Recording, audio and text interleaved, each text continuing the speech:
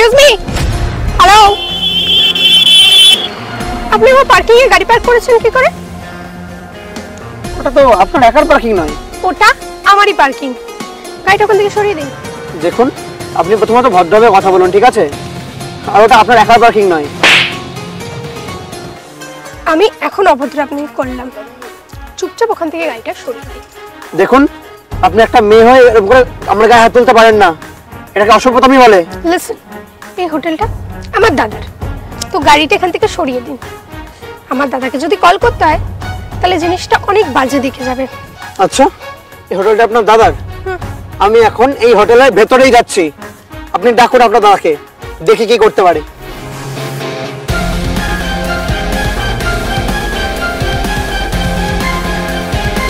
Hello, হ্যাঁ দাদা, একজন আমার পার্কিং এ গাড়ি পার্ক করে দিয়েছে। এন্ড আমি যখন রিকোয়েস্ট করলাম উনি আমার কথা তো শুনলোই না, উল্টে মিসবিহেভ করলো। তুই প্লিজ এসে এটা হ্যান্ডেল করো। বল কোথায় গেছে সে? ওইখানে চলো, গাড়িটা ভেঙে দেবে। দেখ অত তাড়াহুড়ো করে লাভ নেই, ওকে আসতে দে, তারপরে ওর ব্যাপারটা আমি দেখছি। আমি জানি না, তুমি গাড়িটা ভেঙে দাও। তুই শান্ত হ, আমি দেখছি ওর কি করা যায়।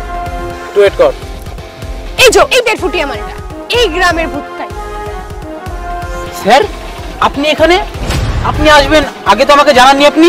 তুমি এই গ্রামের ভূতটাকে স্যার কেন বলছো?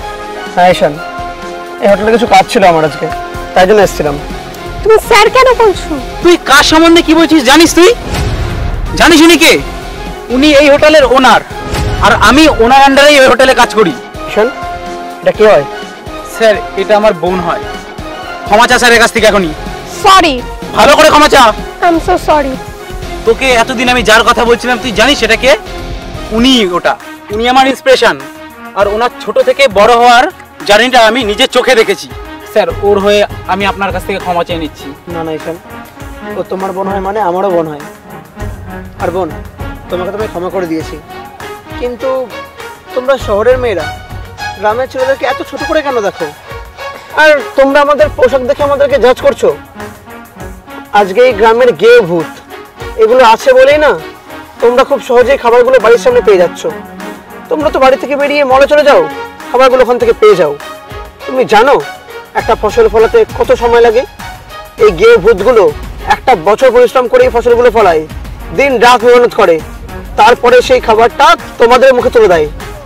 বোন, নিজেকে পরিবর্তন করো, নিজের চিন্তা ভাবনা মানসিকতা চেঞ্জ করো, আর বড়দেরকে সম্মান করতে শেখো। ঈশান, তোমার বড়কে তুমি ক্ষমা করে দিয়েছি, আর আই প্রাউড অফ ইউ। তোমার শিক্ষায় বোনকে শিক্ষিত করো। আসছি।